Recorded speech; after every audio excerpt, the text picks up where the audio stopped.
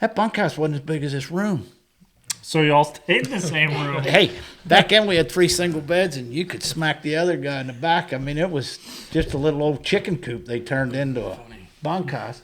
And when it rained, the water all ran in it. You'd get up in the morning, there'd be that much water on the floor. Yeah. But it was. I mean, all that stuff was so fun. But you, And these kids, you craved it anyway, though. We all did. We'd get up. I mean, you craved it is right. But like then is we fed, cleaned stalls, cut firewood, did everything on the place, doctored all the babies and the mares, and we each got $100 a week, and he fed a horse for you. And I mean, $100 back then, you managed your money. And old Bill, one thing I really respect is when he'd pay you, it was a very, very valuable lesson. It'd pay me, and he said, Donnie, I know you're worth a lot more money than what I'm paying you, but if you can't live on nothing right now, you're never going to make it in the horse business. And that's priceless education, because you got to manage $100 a week. And you get your clothes cleaned, and you buy food, and you go out, and you learn how to survive. That's one thing I never told either one of these guys. Worth way more than that. No, he never told me that. No, maybe the opposite. He also never said how to manage money, because I just run that freaking account till it's in the red. Yeah, that guy. And then I left there to go to Rockies and made $97 a week. 97. Yeah, Rocky. What, did he take the taxes Yeah, out? he did. Bill, Rocky, he's a little tighter than Bill. He did all the books right. I knew Gunny was going to be. I knew he was going to be a challenge right from the start. We did a deal. I can't remember what the deal. Oh, he won some money on a horse, and I had a Lincoln. Remember that, Gunny? I wasn't going to be a challenge. I had a Lincoln. His wife had a Lincoln, and nice she black hated Lincoln. it. I loved it, and she hated it. And I said, okay, I'll just give you that car for what I owe you for the money you won on that horse. And all right. So I traded him that car for the money I owed him. And it's not 3 days later, that car comes in with a $3,000 stereo system. That thing was bouncing. That freaking license plate vibrated on the back of that thing. If you'd have saw me driving, you'd have heard the license plate going. I loved it. That was a good time. I mean, not as good a time as living in a bunkhouse with water on the floor. Yeah. I lived in a trailer house with carpet floor. But So then you went to Rocky Dares. Yep, went to Rocks. we had Rock on the show. Yep, he was great to work for. I mean, Tough to get along with, huh? no, not as long as you did your job. I got up in the morning, fed and did stalls, and Rocky worked. He was organized, and when we had a lot of time back there keeping help. You get kids that would come and want to try it, and then once they seen what it was, they'd take off, quit. But when there was just me, he'd come out and help do stalls, and he wasn't. I mean, he worked hard. But that was You were committed then from. Oh, you have to be like them guys Yeah. with the morning chores. We used to. That was the best part of the day. We were all laughing, carrying on. And knew the quicker we got done, the quicker we could get riding. And you never piddled around. We used to. Did a good job, but we went fast to get done, keep everything clean, and then you could go.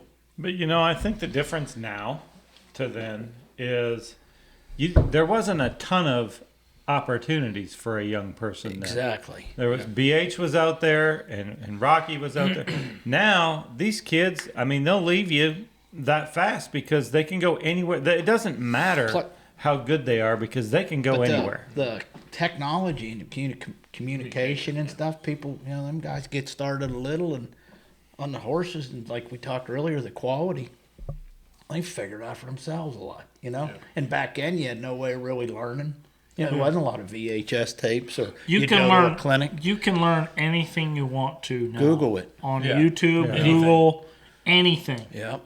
Google it. Yeah, the world is so much smaller, and those kids are all That's smaller. they're texting each other and FaceTiming each other, and they all know what each other's making, and everybody's looking for a job or looking for help, and there's just so many opportunities. Yeah, It's just completely different.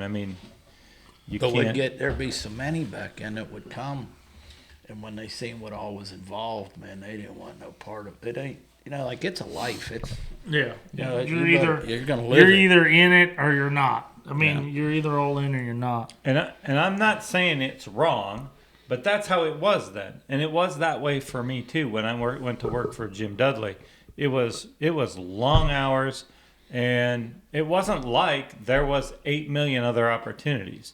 And we didn't have cell phones then, and you weren't talking to your We didn't have buddies answer all the time. machines then. No, I mean there wasn't any, and there was no internet. There wasn't any of that shit.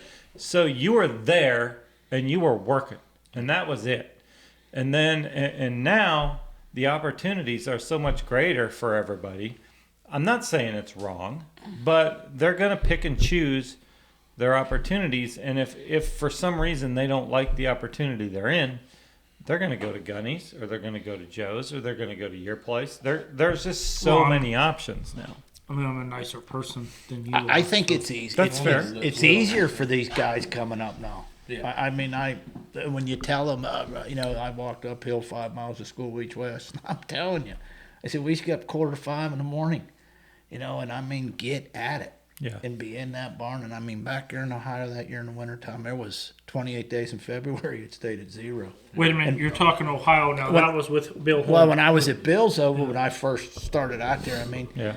and in Salem, New Jersey, where Rocky is, it'd be wintertime there too, wet and cold. And no matter what, you're out there in the morning feeding and cleaning stalls and getting at it all day. You wear your high rubber boots and then put on your cowboy boots to go riding in. And How long did you work for Rocky for?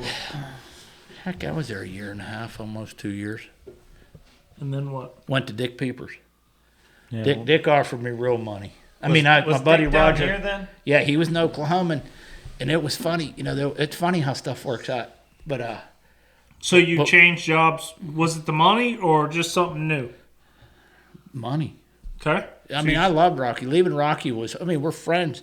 I mean, I'm close with him. I mean, he's a great person, and leaving him was hard. But it was one of them deals. Like I had a chance to better myself. Yeah. And in Salem, New Jersey, we rode what they hauled up the driveway. He didn't go hustle horses, Rocky. I mean, he rode them Greyhound steps or whatever was there, and whatever they hauled in, we made a reining horse out of.